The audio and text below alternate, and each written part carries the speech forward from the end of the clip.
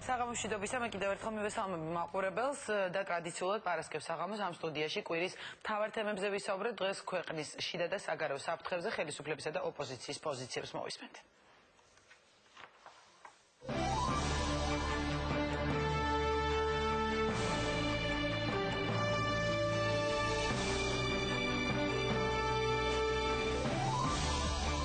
ოპოზიციური შეკრება რადისონში ინიციატორი ლევან გაჩეჩილაძე, მონაწილეები არასაპარლამენტო ოპოზიცია და დაიცავის საქართველოს წევრები. რა ხდებოდა 3 საათიან დახურულ შეხვედრაზე და რას არკვევდნენ ერთმანეთთან ლიდერები. თუ საარჩევნო გარემო არ შეიცვალა, მიიღებ თუ არა არჩევნებში მონაწილეობას და აქვს თუ არა არჩევნებში მონაწილეობას ასე. ერთმანეთს რიტორიკულ შეკითხვას კი დავუსვამ, ეს რომ მოხდეს ან ჰიპოთეტურს ის როგორ იქნება. შენი გეკვა დადე მე მოგიხდი მოდის რომ ჩემია არ იყოს სწორი და შენ გამოგყვები. რა გზას აირჩევენ განსხვავებულ პოზიციაზე მყოფი პარტიები და შედგება თუ არა ოპოზიციური ერთობა.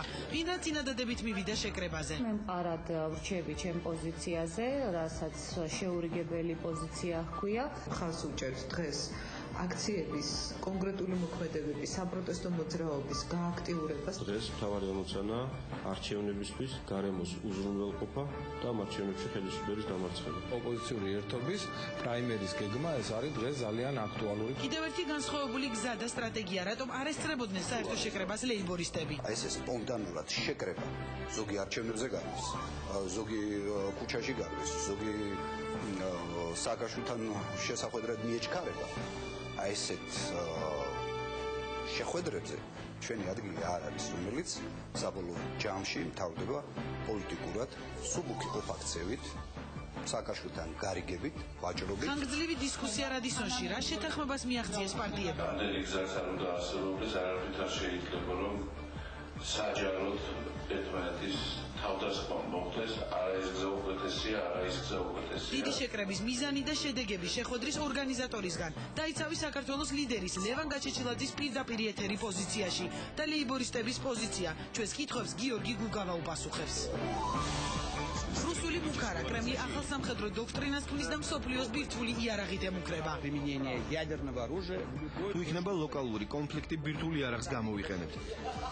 რატომ დაემთხვა ბირთვული იარაღის თემა ჰილარი კლინტონის ვიზიტს მოსკოვში და რატომ გაისმა მორიგი ბრალდება საქართველოს წინააღმდეგ სწორედ სახელმწიფო მდივნის კრემლში შეხვედრების დროს? საქართველოს სპეცსამსახური მუდმივად ცდილობს მიაწოდოს ტერორისტებს ასაფეთქებელი ნივთიერებები და ფინანსური საშუალებები. ბრალდებები თბილისის და მოსკოვისა და ვაშინგტონის განსხვავებული პოზიციები. სახელმწიფო მდივნის განცხადებები საქართველოსა და რუსეთის დედაქალაქში გახმოვანებული ინიციატივა.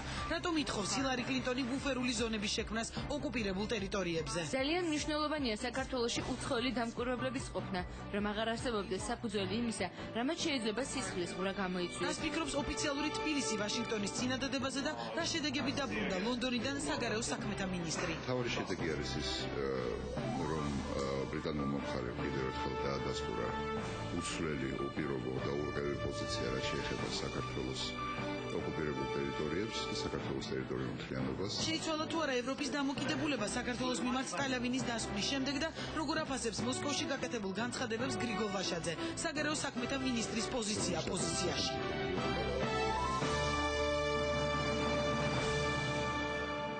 მაშასე ჩვენ პირდაპირ ეთერში ვართ და სემონებით წარმოგიდგენთ ჩემი გადაცემის პირველ სტუმარს, საგარეო საქმეთა მინისტრი გრიგოლ ვაშაძე ისაუბრებს დღეს ამ სტუდიაში. საღამოშვიდობისა ბატონო გრიგოლ, პირველ რიგში დიდი მადლობა რომ იღებთ მონაწილეობას ჩემს გადაცემაში და თქვენთან საუბარს დავიწყებდი, ალბათ გადაცემის ანონსს უსმენდით ახლა, ესეთი ყველაზე ისეთი მთავარი, ასე ვთქვათ, საგარეო პოლიტიკაში ჩვენ ქვეყანასთან მიმართებაში იყოს ჰილარი კლინტონის ვიზიტი მოსკოვშიც, არაერთი განცხადება გაკეთდა საქართველოსაც სახელმწიფო მდივნის მხრიდან, თუმცა პარალელურ რეჟიმში ისმოდა ძალიან ესეთი საკმაოდ მკვეთრი და მწვავე ახალი მუქარები რუსეთის მხრიდან, რაზეც დეტალურად ალბათ გავყვებით, მე მინდა კონკრეტულ საკითხებზე უფრო ვრცლად ვისაუბროთ, მაგრამ პირველ კითხვას ესე დავსვამდი, თქვენ ლონდონში იმყოფებოდით ამ დროს, ანუ ჰილარი კლინტონის ვიზიტს დაემთხვა თქვენი ვიზიტი დიდ ბრიტანეთში, თუ მიაქცია ვთქვათ ყურადღება ამ საკითხს იგივე ინგლისის პრემიერმა, ანუ ამ თემებზე გქონდათ იქ განხილვის საშუალება, თუ ეს იყო რაღაც კონკრეტული თემები, რაზეც თქვენ მილიბენდთან მართავდით ვთქვათ მოლაპარაკებებს?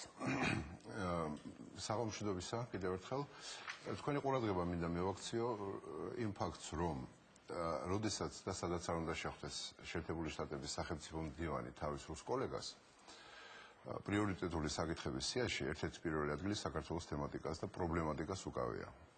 ეს რაც შეეხება იმას დაიწია თუ არა ჩვენი ქვეყნის მნიშვნელობამ შეერთებული შტატების და საერთოდ დასავლეთის პრიორიტეტებში ამ სიაში ქვემოთ. თემას დაუბრუნდები ჩვენ. ძალიან უსიამოვნო თემა არის ეს რუსეთისთვის. მე დიდ ბრიტანეთში როდესაც ვიმყოფებოდი, რა თქმა უნდა, აღმასრულებელი ხელისუფლების წარმომადგენლებთან და ჩრდილოვანი კაბინეტის წარმომადგენლებთან, ესე იგი ლეიბორისტების და კონსერვატორული პარტიის წარმომადგენლებთან, ერთ-ერთი იგივე თემებზე მქონდა ლაპარაკი. 4 მთავარი ფუნდამენტალური საკითხი. პირველი, საქართველოს ტერიტორიული მთლიანობა და ოკუპირებულ ტერიტორიებზე არსებული ვითარება და აგრეთვე ის, რომ რუსეთი არ ასრულებს 12 აგვისტოს ხელშეკრულებით აღებულ ვალდებულებებს. მეორე, საქართველოს დაჩქარებული კურსი ევროპის კავშირისკენ, კერძოდ ის 4 ხელშეკრულება, რომელიც აი ახლა ამ წუთში იმყოფება მუშაობაში, რამდენიმე უკვე დამთავრებულია. მესამე, ეს ნატო, რომელიც რჩება საქართველოს საგარეო პოლიტიკის ერთ-ერთ მთავარ პრიორიტეტად. და მეოთხე, ჩვენი კოორდინაცია საერთაშორისო ორგანიზაციებში იმისათვის, რომ საქართველო და საერთაშორისო თანამეგობრობამ, რომლებიც იზიარებენ თავის საგარეო პოლიტიკურ პრიორიტეტს, ესე იგი საერთაშორისო სამართლის დაცვას, როგორ უნდა დააკოორდინირონ თავისი მოქმედებები. ეს იყო მთავარი თემები. აი, ამავე კონტექსტში, ვიდრე გავაგრძოთ საუბარს, მინდა კითხოთ, თქვენ ახსენეთ, რომ ისეთი მხარდაჭერა აქვს, ვთქვათ, და ასე შემდეგ ევროპისგან. საქართველოს, თუმცა ოპოზიცია განსაკუთრებით ტალიანის დასკვნის შემდეგ, მუდმივად საუბრობს იმაზე, რომ ქვეყნის იმიჯი შეირყა, ვთქვათ, საერთაშორისო საზოგადოების თვალში ამ დასკვნის შემდეგ ის, რომ მხარდაჭერა, ვთქვათ, შეენელდა არა მხოლოდ შეერთებული შტატების, არამედ საუბარია ხოლმე ევროპის მხრიდან. თქვენ როგორც საგარეო საქმეთა მინისტრი, გაქვთ ამდენი შეხვედრები მუდმივად აი ამ დასკვნის შემდეგაც, თქვენი შეფასებები ამ დოკუმენტზე მოვისმინეთ. რამდენად რეალურია, ვთქვათ, ესეთი განცხადებები, რა იგრძნობა საერთაშორისო საზოგადოების მხრიდან? ხალხო, მე როგორც საგარეო საქმეთა მინისტრი მირჩევნია გავაკეთო კომენტარები ჩემ კოლეგების პოზიციაზე. რაც შეეხება თუნდაც ამას გეკითხებით ზუსტად. რაც შეეხება ოპოზიციის პოზიციას ტალიანის მოხსენებასთან, ამ ტალიანის მოხსენების შედეგებთან დაკავშირებით, საქართველოს თავისუფალი ქვეყანაა. ყველა პოლიტიკურ პარტიას და მის ლიდერს აქვს კონსტიტუციური უფლება ისეთი კომენტარი გაუკეთოს საერთაშორისო სამართლებრივ დოკუმენტს, როგორც თვითონ მოესწორება. რეალობა არის სხვა. არ არსებობს ისეთი ქვეყანა გნებავთ ფართო გეოგრაფიულ გაგებაში, რომელსაც დასავლეთი ქვია, გნებავთ ევროპის კავშირი, გნებავთ ნატოში, რომელსაც არ ესმოდეთ. რომ ტალიანის დასკვნამ გააკეთა მთავარი. მან ძირეულად დაანგრია რუსული ვერსია იმ მოვლენებისა, რომლებიც საქართველოსთან მემართებით და რუსეთის ინიციატივით ხორციელდებოდა 1991 წლიდან.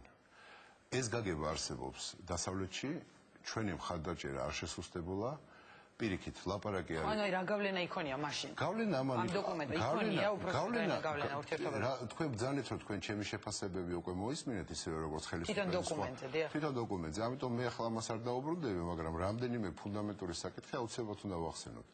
და ეგრეთ წოდებული დამოუკიდებლობის გამოცხადება უკანონოა, ეგრეთ წოდებული დამოუკიდებლობის აღიარება რუსეთის მხრიდან უკანონოა, არავითარი პასპორტიზაცია კანონიერად არ შეიძლება ჩაითვალოს და ეს ხალხი აფხაზური და ოსური თემების უმცირესი ნაწილი დარჩენილი ოკუპირებულ ტერიტორიებზე აგვისტოს ომის დროს იყვნენ საქართველოს მოქალაქეები, არავითარ გენოციდს არ ქონია ადგილი, რუსული სამშვიდობოები არ დაღუპულა. ერთი სიტყვით. ანუ მთავარი რუსული არგუმენტები ამას გვაქვს. მთავარი რუსული არგუმენტები არის აბსოლუტურად განადგურებული. მაგრამ საუბარია ყველა მშვენივრად იცის. სწორედ კეთდება ხოლმე აქცენტი, რომ საქართველოს ცხინვალზე უფრო სწორედ თავდასხმით დაიწყო ფართომასშტაბიანი სამხედრო საქართველოს კი არ დაიწყო ცხინვალზე თავდასხმით. საქართველოს 7 აგვისტოს 6 დღიანი მოთმინების შემდეგ პასუხი გასცა ტერორისტული ბანდების და რუსული დაქირავებული მეომრების და რეგულარული ნაწილების ქმედებებს. მე 4-ში გახდით სოფელ ნულში, რომელიც უკვე აღარ არსებობდა, ვერ შევედი ავნევში. და 5-ში დიპლომატიური კორპუსი წარმოადგენელი საქართველოში თავის თვალი დარწმუნდა რა ხდებოდა მაგ დროს სამაჩაბლოში. მაგრამ მე მინდა გითხრათ, რომ ამ მოხსენებამ და საერთოდ იმ მოვლენებმა, რაც ომის შემდეგ განვითარდა, ჩვენი მხარდაჭერა უფრო განამტკიცა. ეს იმას არ ნიშნავს, რომ ჩვენი ურთიერთობა დასავლეთთან, ჩვენ მეგობრებთან, მოკავშირეებთან სრულიად თავისუფალია ყველა შეკითხვებისგან. და სრულიად თავისუფალი არის სადისკუსიო და საკამათო თემებიდან. ასეთი ურთიერთობა არც სახელმწიფოებს შორის და არც ერთ სახელმწიფოს და საერთაშორისო ორგანიზაციებს შორის არ არსებობს. ჩვენ გვაქვს საკითხები, რომელიც საჭიროებს განხილვას, რომელზეც ძალიან ჩამოყალიბებული პასუხის მოფიქრებული საპასუხისმგებლო არგუმენტები უნდა მოვიყვანოთ, მაგრამ საქართველოს ტერიტორიული მთლიანობა, დამოუკიდებლობა, სუვერენიტეტი და ჩვენი უფლება ავირჩიოთ ის საერთაშორისო ორგანიზაციები, სადაც გვინდა შესვლა და ის ქვეყნები, რომლის მოკავშირეებიც გვინდა ვიყოთ, ეჭვის ქვეშ არავინ არ აყენებს და არ აყენებს და არ დააყენებს მომავალში. კარგი, ამავე კონტექსტში თქვენ არაერთხელ ახსენეთ ნატო და მოკლედ დავასრულოთ ეს დასკვნის თემა, იმიტომ რომ გადავიდем განცხადებებს, რომელიც მოსკოვში გაკეთდა. ითქვა ისიც, რომ ამ დასკვნის შემდეგ შესაძლოა ეჭვქვეშ დადგეს ნატოში გაწევრიანების საკითხი და საერთოდ ნატოსკენ გზა და ეს პროცესი შენელდეს. ამაზეც თქვენი პასუხი თუ შეიძლება. მე კიდევ ერთხელ ვიმეორებ, მე როგორც ყოფილი მარქსისტი მიყვარს საქმე მქონდეს ყოფილი მარქსისტ, მიყვარს საქმე მქონდეს ფაქტებთან. ფაქტები არის ჯიოტი. საქართველოს აქვს ორი ძალიან ძლიერი ინსტრუმენტი. ერთ ინსტრუმენტს ქვია საქართველოს ნატოს კომისია. მეორე ინსტრუმენტს ქვია ის, რაც მოიფიქრა დიდი ბრიტანეთის დელეგაციამ და რითიც ჩვენ ვიპოვეთ გამოსავალი იმ კაზუისტური ჩიხიდან, სადაც ვიყავით ჩამწყვლეული და რომელსაც ქვია მეფი. ანუ საწევრო სამოქმედო გეგმა. ჩვენ გვაქვს ახლა ინსტრუმენტი, რომელსაც ქვია ყოველწლიური ნაციონალური პროგრამა და ნატოს საქართველოს კომისიასთან ერთად ეს ერთად თუ ყურადღებით დააკვირდებით, წაიკითხავთ, გაანალიზებთ, უფრო ძლიერი ინსტრუმენტია ვიდრე მაპი.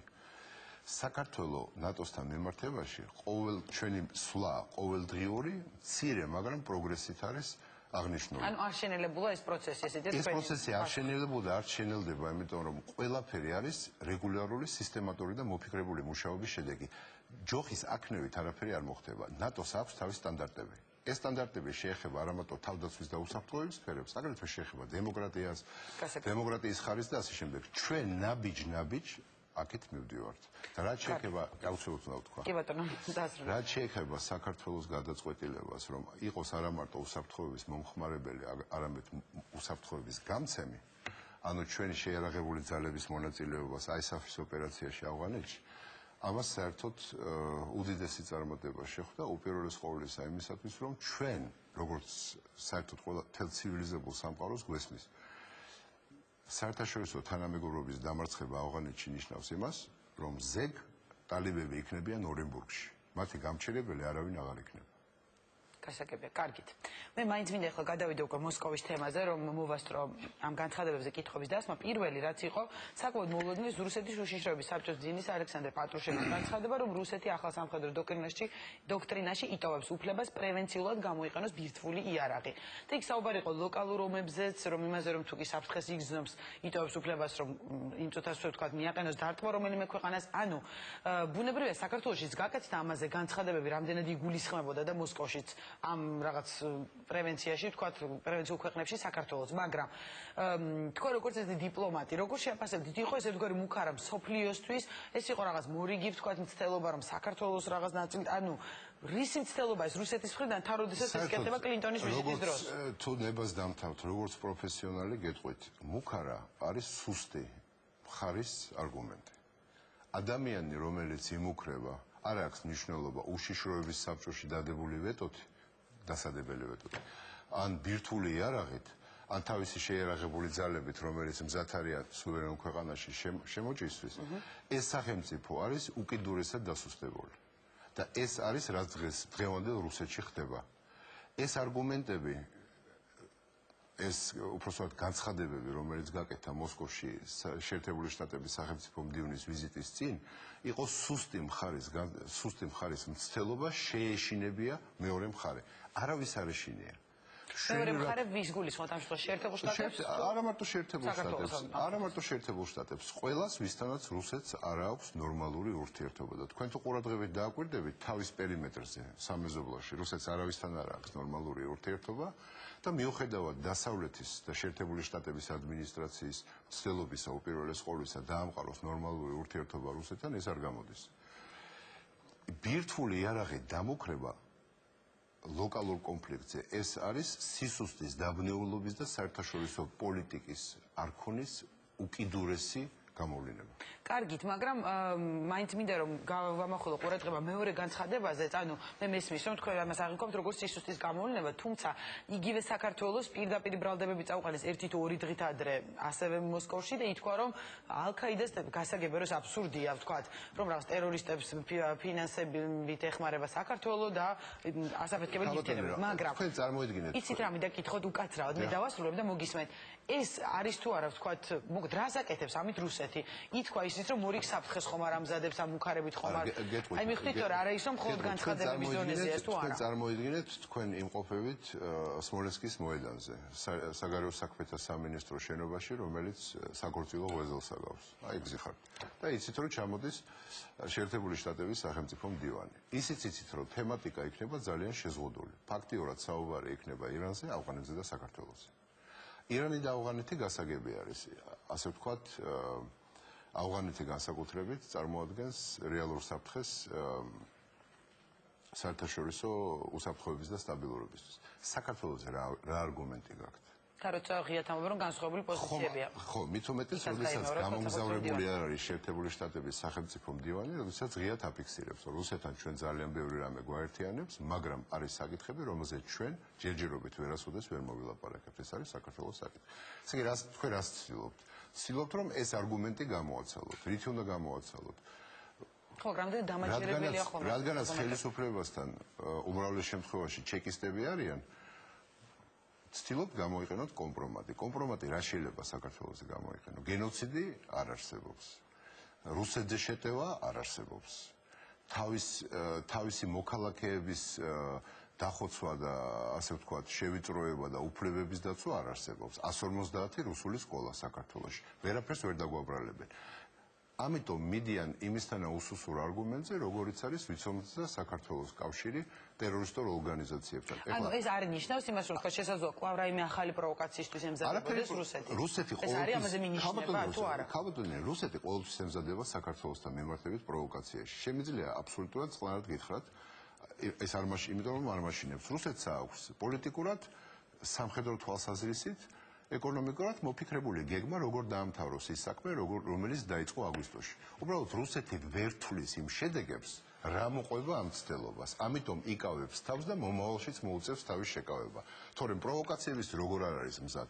რუსეთს რო სიმართლეში უნდოდეს საქართველოს-რუსეთის სახელმწიფო საზღვარზე სიწყნარე, რო უნდოდეს სიმართლეში რო უნდოდეს იმაში დარწმუნება, რომ არც საქართველოს მხრიდან და არც ჩვენთან ყოფი დაუშვათ ჩეჩენილ ტოლურების მხრიდან არავით არის საფრთხე რუსეთს არ ემუქრება, ამაზე მარტივი რა არის? განავრცელე ევროპის სადამკვირვებლო მისია, ან შემოიყვანეს სამშვიდობო ოპერაცია საქართველოს რუსეთის მთელ საზღვარზე და დააკვირდნენ ამას. ვინ მოკლა ეუთოს და გაეროს მისიები საქართველოში? ვინ? რუსეთმა. ვინ არ უშვებს ევროპის სადამკვირვებლო მისიას ოკუპირებულ ტერიტორიებზე? რუსეთი. ვინ ქმნის პრობლემას იმაზე, რომ ეუთოს აბრიანი მანქანა არ უნდა გადავიდეს ოკუპაციის ხაზზე, ეგრეთ წოდებულ ადმინისტრაციულ საზღვარს? რუსეთი. ვინ გრძალავს ქართულ ენას ოკუპირებულ ტერიტორიებზე? რუსეთი. ვინ არღვევს ყოველდღიურად, უხეშად, ცინიკურად ადამიანის უფლებებს, სად არის გაუპატიურება, მოტაცება, გამოსასყიდის მოთხოვნა, დოკუმენტების წართმევა, ქონების წართმევა, ყოველდღიური მოლევა, მარადიორობა, სად არის ბავშვების მოტაცება და წამება ოკუპირებულ ტერიტორიებზე?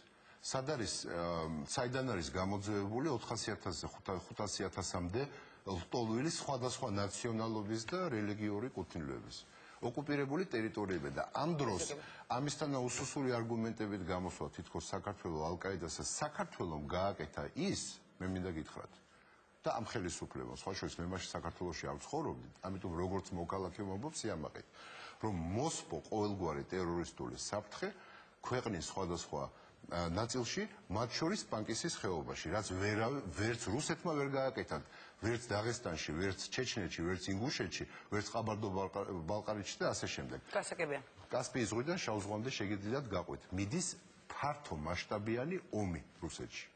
გასაგებია. კარგი, და კიდე ერთი კითხვა, რაც გააჟღერა ჰილარი კლინტონმა, ეს იყო სიახლე, ვთქვათ, რომ მან თქვა, რომ რაკეტსაწინააღმდეგო სისტემის ელემენტები საქართველოში განლაგების საფუძველს ვერ ხედავს და ეს ასე არ მოხდება. ამ დროს თითქოს იყო მოლოდინი მას შემდეგ, რაც გაკეთდა ვაშინგტონში განცხადება, რომ ეს ანტისარაკეტო რადარებით, როგორც რაკეტსაწინააღმდეგო სისტემა შესაძლოა განთავსდეს კავკასიაში, რომ ეს იქნებოდა საქართველო.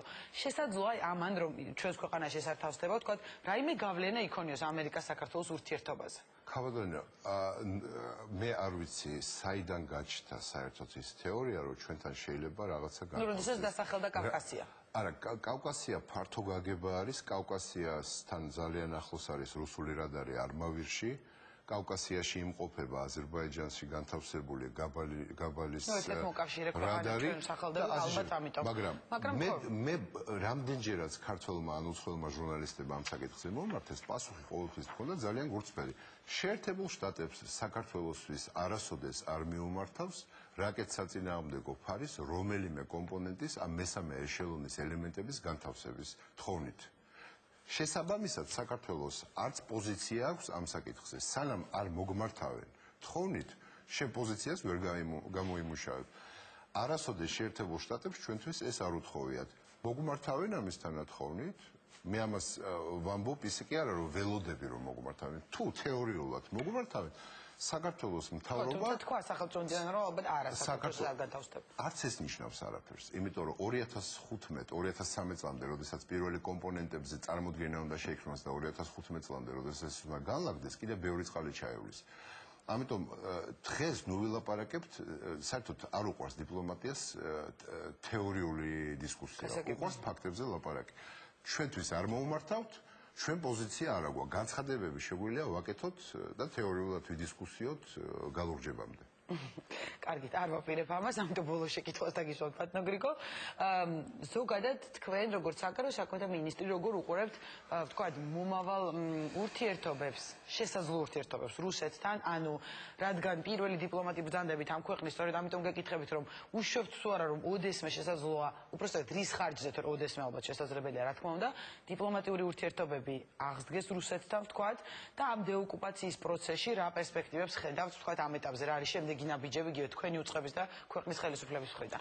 ქავატონიო, მე არა მარტო პროფესიონალი ვარ, არამედ როგორც მოგეხსენება, ცოტა გამოცდილება მაქვს რუსეთში ცხოვრების. ამაზე ძალიან ბევრს საუბრობდნენ ისედაც ჩვენთან, თქვენს რუსეთის მოქალაქეობა ეს ძალიან ხმაურიანი თემა იყო. ხო, საყვარელი თემა არის და მე ამისი არც მწვენია, არც უკადრესო, პირიქით ძალიან ხშირად ვიძახი ხოლმე, რომ მე ზუსტად ისევე ვიცნობ რუსულ ფსიქოლოგიას, როგორც ქართულს. შეიძლება რუსულს უკეთესად ვიცნობ.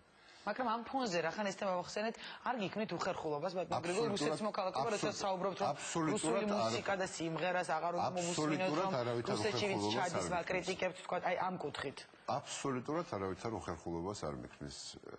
როდესაც ჩავთვლი საჭიროდ, მე ამ მოქალაქეობაზე, თუ ჩავთვლი საჭიროდ, ვიტყვი ვარს, მაგრამ ეს იქნება ჩემი პირადი გადაწყვეტილება. ანუ ამ ეტაპზე არ თვლით, თქვა, ამ აგვისტოს მოვლენების ფონზე. აბსოლუტურად არ ვაპირებ ამაზე კომენტარების გაკეთებას. მე ვარ თავისუფალი ქვეყნის მოქალაქე, სადაც რაც არ არის კანონით აკრძალული, არის კანონით ნებადართული. ეს საერთოდ დემოკრატიული ქვეყნის ცხოვრების ერთ-ერთი მთავარი პრინციპია.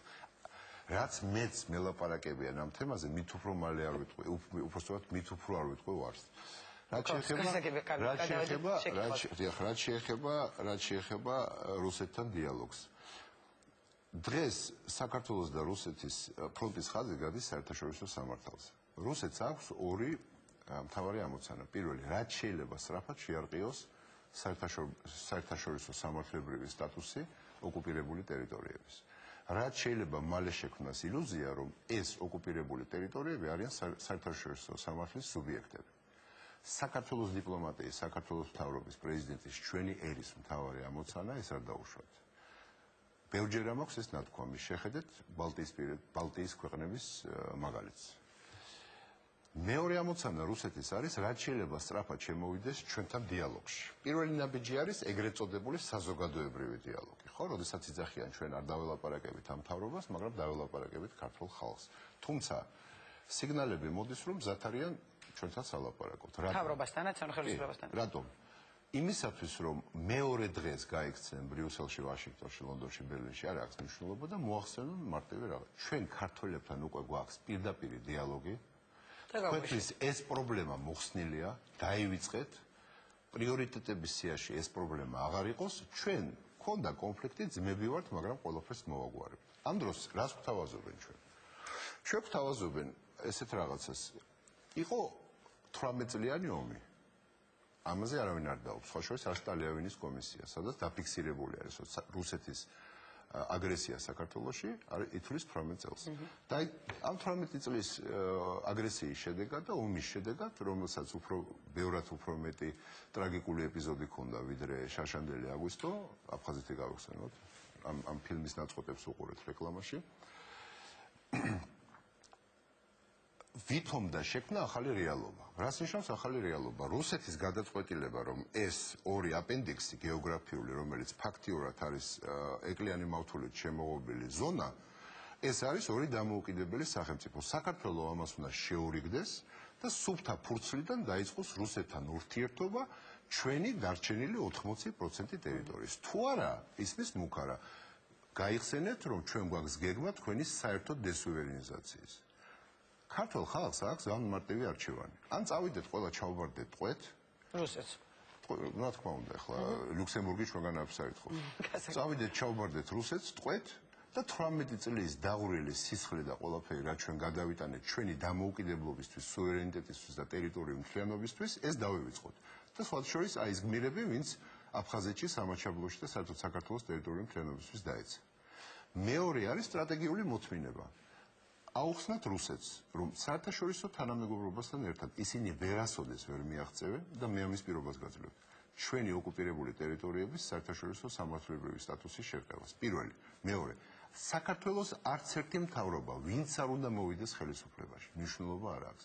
არასოდეს არავითარ დიალოგს არ დაიწყებს რუსეთთან, სანამ არ მოხდება ჩვენი ოკუპირებული ტერიტორიების დეოკუპაცია, სტოლვილების და იძულებით გადაადგილებული პირების ღირსეული და უსაფრთხო დაბრუნება, ადამიანის უფლებების და სამართლის ბატონობის დაბრუნება ამ ოკუპირებულ ტერიტორიებზე, ეკონომიკური რეაბილიტაცია, ფართომასშტაბიანი სამშვიდობო ოპერაცია და ნორმალური პირდაპირი მოლაპარაკება თემებს შორის ამ ტერიტორიების ავტონომიურ სტატუსის საქართველოს საყოველთაოდ აღიარებულ საზღვრების ფარგლებში. ანუ გრძელვადიანი პროცესია, როგორც წესი, რუსეთთან ამ ურთიერთობების აღდგენა. სტრატეგიული მოთმინება ნიშნავს, რომ ჩვენ უნდა გვახსოვდეს, რომ ჩვენ, რასაც დღეს ვითმენთ ჩვენი შვილებისთვის და შვილიშვილებისთვის.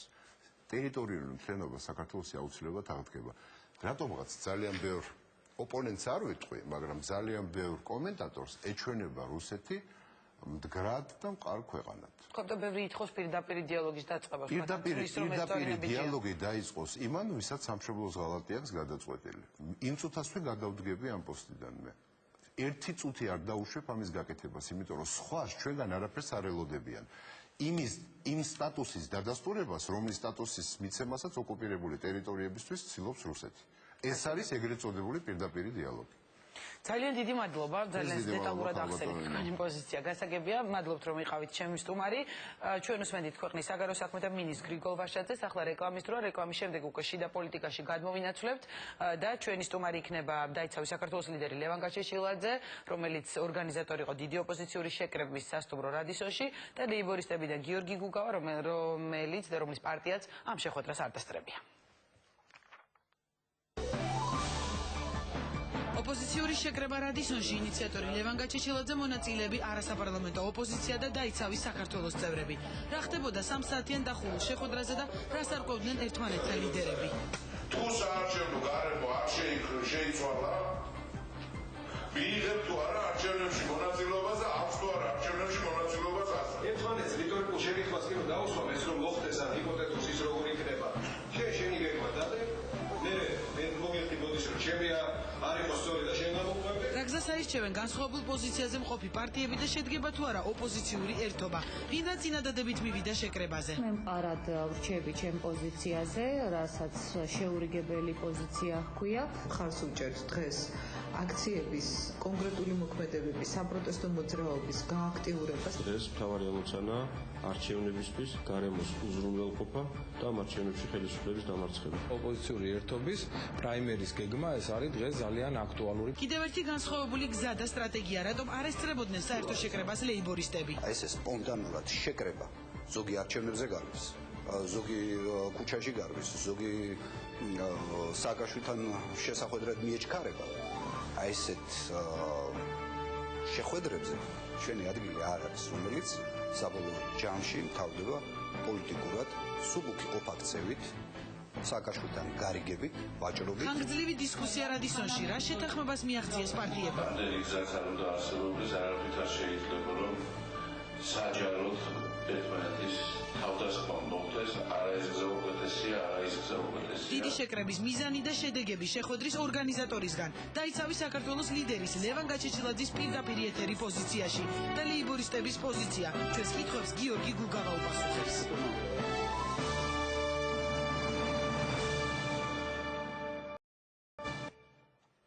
რეკლამის შემდეგ ჩვენ ყო პირდაპირ ეთერში ვართ და ახლა პირდაპირ ეთერში შეგვერთვება ლეიბორისტების წარმომადგენელი გიორგი გუგავა. საღამომშვიდობის საბატონო გიორგი, მადლობთ რომ მონაწილეობთ ჩემს გადაცემაში და პირველ კითხვას დღეს ჩვენ საუბრობთ გადაცემის მეორე ნაწილში იმ ოპოზიციურ შეკრებაზე, რომელიც სასტუმრო რადისონში გაიმართა და ამიტომ პირველივე კითხვას ამ თემაზე დაგისვამთ.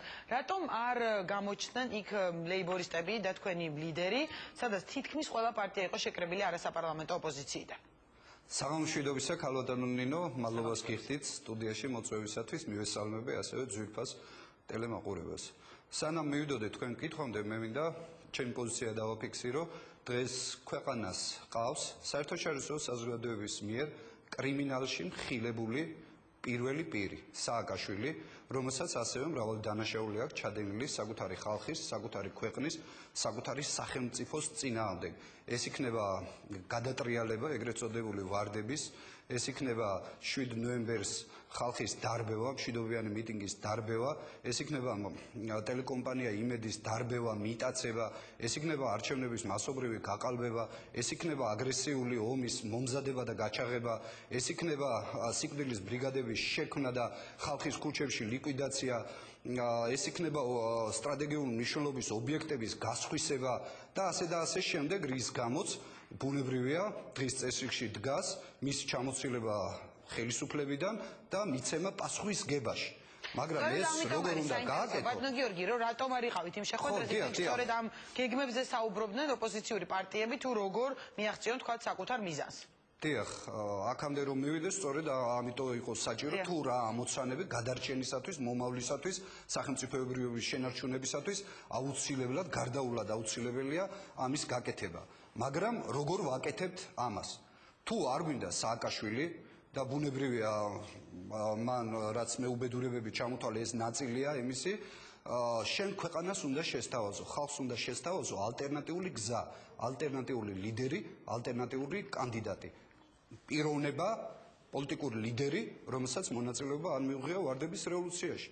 პიროვნება, ლიდერი, რომელსაც არ ყოფილა შევარდნაძის ხელისუფლებაში, არ ყოფილა სააკაშვილის ხელისუფლებაში, არ ყოფილა მისი მეხოტბე, ერთად არ ჭედავდა ამ რეჟიმს. ასეთი არის ქართულ პოლიტიკაში შალვა ნათელაშვილი. ჩვენ აკვიატება კი არა გვაქვს და მანია კი არა გვაქვს მესიანიზმის. ეს აუცილებელია მოგებისათვის, თუ გინდა ხალხი გამოყვეს, თუ გინდა მიაღწიო გამარჯვებას. მეორე აუცილებელია თუ შენ სააკაშვილს ამად თვლი და გარდაუვალ აუცილებლობად მიგაჩნია მისი ჩამოცილება ხელისუფლებიდან, მაშინ უარი უნდა თქვა მასთან თანამშრომლობაზე. ეს იქნება არჩევნებში მონაწილეობა, ეს იქნება უშიშროების საბჭოს ფორმატით მასთან შეხვედრა, ლაპარაკი, რომელსაც ის საერთაშორისო არენაზე იყენებს შემდგომ იმისათვის, რომ წარმოაჩინოს საკუთარი თავი დემოკრატიულად და აჩვენოს რა მიუხედავად ესეთი დაპირისპირებისა, ჩვენ საერთო ენა გამოვნახეთ ოპოზიციასთან, თანამშრომლობთ მათთან, ჩართული ყავს სახელმწიფოებრივი საკითხების გადაწყვეტაში და ასე შემდეგ. ესეთ საკითხებს არასდროს ხელი არ მოუტანია. ამავე დროს შენ ქვეყანას გადარჩენის ალტერნატიული გზა უნდა შესთავაზო იგივე საგარეო პოლიტიკაში. ვარი უნდა თქვა ნატოს ძახილზე, რომელმაც დაღუპა, რომელმაც გამოიწვია ის უბედურება, რაც თავს დაგვატყდა სახელმწიფოებრიობის დანაწევრება და ასე შემდეგ. ამავე დროს შენ უნდა შესთავაზო ალტერნატიული ეკონომიკური პროგრამა. უნდა მოხდეს იმ მიტაცებული სტრატეგიული ობიექტების უკან დაბრუნება სახელმწიფოსათვის, ხალხისათვის და ეს სიკეთე, ეროვნული სიმდიდრე უნდა მოხმარდეს ამ ხალხს. რაც მე ჩამოვთვალე ეს სამწუხაროდ ჩვენი მეგობრებისათვის, ჩვენი კოლეგებისათვის არის მიუღებელი. ხშირ შემთხვევას ესეთი თავყრილობები, ესეთი ბლოკები, ესეთი ჩახუტებები შემდგომ თავდება ურთიერთ გაყრით, შემდეგ თავდება ურთიერთ ბრალდებებით, შემდგომ თავდება სააკაშვილთან შეხვედრით, ვაჭრობით, გარიგებით და ასე შემდეგ. არ შეიძლება ერთი და იგივე შეცდომა გავიმრევროთ მრავალ გზის. ბატონო გიორგი, ჯერ ერთი მაინტერესებს ვის გულისხმობთ სააკაშვილთან გარიგებებით და რაღაც შეხვედრებს ასახელებდით, ანუ ის ოპოზიციური პარტიები, ვინც იყო იქ წარმოდგენილი, წარადგინეს კი ორი გზა, ვთქვათ, ნაწილი არჩევნებს ემხრობა, ნაწილი ისევ საპროტესტო გამოსვლებს. მაშინ რა არის ლეიბორისტების გზა? ანუ არც არჩევნები, არც საპროტესტო გამოსვლები, იგივე ის რაც ჩამოთვალეთ, როგორ უნდა მიაღწიოს მაშინ ოპოზიცია? ჩამოთვალე ეს ბუნებრივია გულისხმობს ეროვნულ დამუმორჩილებლობას, შეურიგებლობას, მაგრამ ამისათვის შენ რო ხალხი გამოყვეს, დაარწმუნო, ამისათვის უნდა ყავდეს გამოკვეთილი ლიდერი, პრეზიდენტობის კანდიდატი. ამ შემთხვევაში ყველა პარამეტრს, რაც ამ სიტუაციაში ჭირდება გამარჯვებას, ჭირდება დესააკაშვილიზაციას, ჭირდება ქვეყანას, თორე ისე ბევრი ლიდერია და საკმაოდ პატივსაცემი. ამ შემთხვევაში გამოკვეთილი ამ მიმართულებით არის შალვა თელაშვილი. ამისათვის საჭიროა შეურიგებლობა, მასთან კი არ უნდა დარბოდეს ზოგჯერ ღამე, ზოგჯერ დღე, შავნაბადაზე, ის სარკეებიანი შენობა რო აქვს, ხალხმა ფაჩიკოს გარმონი რო დაარქვა, არ უნდა დარბოდე რეზიდენციაში, ხონთრის სასახლეს რო გავს და ასე შემდეგ. როდესაც ეს სააკაშვილი დაინახავს პრინციპულობას, შეუვალობას, სიმტკიცეს ოპოზიციის მხრიდან და შენ საკუთარ ხალხს შესთავაზებ განვითარების ალტერნატიულ გზას, ამ შემთხვევაში გამოყვება ჩათვალეთ რომ სააკაშვილი იქ დამთავრებულია. სხვა შემთხვევაში ეხლა რა გამოდის? ზოგიერთ ლიდერს საკმაოდ საპატივცემულოს გუშინ იმაში იყო, რა ქვია, ხელისუფლებაში იყო ჯერ შევარნაძის, მერე სააკაშვილის, ამბობს სანამ მე ვიყავი და ესეთი ბევრია, მანამდე კარგად მიდიოდა საქმე, აი მე რო წამოვედი, მერე დაიწყო გრევა, უბედურება და არა და სხვა დროს წამოვიდნენ ესენი. მრავლად არიან, ეს საჯაროდ ცნობილი ახლა გვარები რო ჩამოთვალო, შორს წაგვყვანს, მრავლად არიან. მათ უნდათ რა იცით, სააკაშვილის წასვლა კი უნდათ, მაგრამ თვითონ უნდათ რომ მოვიდნენ, რომ შედგეს პროექტი მიშა 2, რომელიც ამ ქვეყანას სიკეთეს კი არ მოუტანს. არამედ გაგრძელდება ის პოლიტიკა, ეს იქნება საგარეო პოლიტიკის მიმართულებით, სოციალური თვალსაზრისით, ეს იქნება ეკონომიკაში, ეს იქნება პოლიტიკური სისტემის მოწყობაში და ასე შემდეგ. აპრიატება კი არ არის სააკაშვილი. ქვეყანა რო დამიღუპა, დამინგრია, დაანაწევრა, გააუბედურა ეს ხალხი და შექმნა ეს რეჟიმი, ამიტომაა მოსაცილებელი. გასაგებია, მაგრამ ბატონო გიორგი, აი თქვენ საუბრობთ, თქვათ, სხვა ლიდერები ახსენეთ, მე უბრალოდ გამახსენე, რომ აი მერობის კანდიდატი დაასახელა ალიანსმა და აირჩა არჩევნების გზა. როგორ აპირებს ლეიბორისტები, თქვათ, შესაძლოა ამ არჩევნებში მიიღოთ მონაწილეობა, იმიტომ რომ დაინიშნა, თქვათ, ეს თვითმმართველობა და იღებს ოპოზიცია თუ სრულად არა ნაწილი მაინც მონაწილეობას. რას აკეთებენ ამ დროს ლეიბორისტები? ანუ თქვენ არ გეყოლება, თქვათ, თქვენი კანდიდატი და ამ არჩევნებში არ მიიღებთ არც ერთი პირობით, არც ერთ შემთხვევაში, თქვათ, მონაწილეობას. ქვეყანაში სადაც არ არსებობს თვითმმართველობის ორგანო, ქვეყანაში სადაც არ ტარდება არჩევნები, იმ გაყალბებას, ძალადობას, ფალსიფიცირებას, მოსყიდვას არჩევნებს ნუ დაარქმევთ. ეს ძალიან შორს არის იმ კლასიკური გაგებიდან არჩევნების, რომელიც ტარდება უცხოეთში და რაც აუცილებელია ქვეყნის სტაბილურობისათვის, განვითარებისათვის და ასე შემდეგ. თუ ეს არ ტარდება, ის ორგანო არ არსებობს და პრაქტიკულად ესე ერთ კაცს ექვემდებარება მთლიანად ვერტიკალი ხელისუფლებისა, მაშინ რაში მივიღოთ მონაწილეობა? ან თუ გვინდა სააკაშვილი ვაცხადებთ შეურიგებლობას, გვინდა სააკაშვილის შეცვლას. მაშინ კანალიზაციების ის მკვდარი სულები ვეძებოთ სიაში, კანალიზაციის პრობლემაზე ვიმუშაოთ თუ რა? გიორგი, ამ დროს ჩვენ არ მივიღეთ. არჩეული მერი იქნება საკუთარი პოლიტიკური ფიგურა და ეს იქნება გზა იგივე პრეზიდენტობამდე, იგივე ხელისუფლების დამარცხებამდე, თქვა თუ ამ არჩევნებში ოპოზიცია გაიმარჯვებს. ხო გაინტერესებს. იმიტომ გეკითხებით, ეს არგუმენტები უზურპირებულია ნაციონალური ტელევიზიები, როდესაც სასამართლო როგორც დამოუკიდებელი სახელისუფლო ინსტიტუტი, როგორც არბიტრი არ არსებობს ქვეყანაში, რომელ არჩევნებზე ლაპარაკობ და ვის ჯერა იმ ზღაპრების, რომ სააკაშვილი დათმობს ხელისუფლების რაღაც შტოს და ნაწილს. დაანგერლის კანდიდატურა არ ეხმარება, ხო? ვინც ამას აცხადებს, ჩვენ კატეგორიულად ვემიჯნებით ამ არჩევნებს ბოიკოტს უცხადებთ, მონაწილეობას არ მივიღებთ და ყველაფერს გავაკეთებთ იმისათვის, რომ ეს არჩევნები არ შედგეს და ჩაიშალოს. დამლაგებელის პოსტს არ დათმობს რომელიმე გამგეობაში და ნუქნიან ხალხს იმის ილუზიას, რომ თითქოს შესაძლებელია, რომ მერის პოსტი გამოგლიჯონ ვინმეს იმიდან. ეს გამოიწვევს დროის გაწევას, მერე რომ მოხდება არჩევნების გაყალბება, დაიწყება ვაი, ვიში, უბედურება იმის შესახებ, როგორ გაგვიყალბეს, დაგჭაგრეს, გაგვაუბედურეს, გაგვაუპატიურეს და ასე შემდეგ. პრინციპულობაა საჭირო, ჩემო კარგო, ბრძოლა, სიმტკიცეა საჭირო. არ უნდა დარბოდე, როდესაც გამოდიხარ მიტინგში, ქვაქვაზე არტოვებ და რიტორიკა გაქვს ისეთი, შეშურდებოდა ჰიტლერს და იმას, რა ქვია, ნაპოლეონს ერთად აღებული და მერე როგორც კი შებნელდება და აუხვევ იმის, რა ქვია, შავნაბადის ქუჩას. ამას მოღალატეობა ჯობია. მე ეს კონფიდენციალური ინფორმაციას კი არ გეუბნები, ჩემო კარგო. ეს რაც ღიად დაასახელოთ. ქალბატონო ნინო, რაც ღიად ჩანს, რაც ტელევიზიებით გადმოიცემა, რაც ხალხმა იცის, მრავლად არიან ეხლა ნუ ჩამომატულებიები, ეს თქვენ მრავალი სიუჟეტი და სხვა ტელევიზიებს მრავალი სიუჟეტი გაუკეთებია და ხალხი მშვენივრად არის ინფორმირებული ამის შესახებ. რა ქვია ამ საქციელს მითხარით?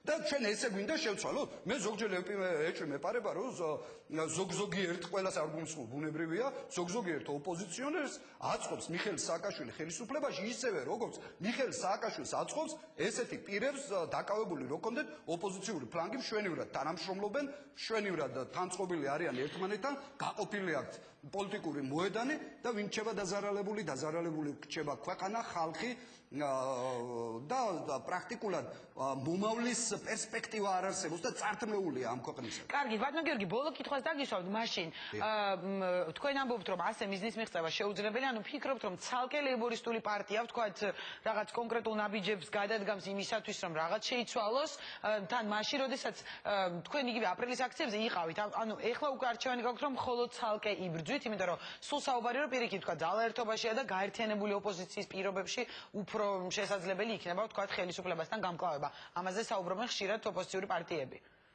ხო, ახლა ვაჟებშაველას პერსონაჟივით ჯოყოლასავით მარტო კამ უნდა ვიომოთ, და ისე არ გამოვა, ბუნებრივია, საჭიროა ერთობა, ამას არ ჭირდება დიდი მოძღვრება, ახლა სულხან-საბას იგავარაკები თუ არა გაქვს წაკითხული, ფილმი მაინც ექნებათ ნანახი გიორგი საკაძე და ის ცნობილი ისრების სიუჟეტი, ხო? ამ ფილმიდან, მაგრამ ერთობა უნდა შედგეს ჯანსაღი ძალების, ეროვნული ძალების. ჩვენ უნდა ვიფიქროთ, დავჯდეთ და მოვხაზოთ ერთიანი ეროვნული კოალიციური მთავრობა, რომელიც აიღებს პასუხისმგებლობას და წინასწარვე უნდა უთხრათ ჩვენ თანამოქალაქეებს, აი როგორი სოციალური პოლიტიკის გატარებას ვაპირებთ.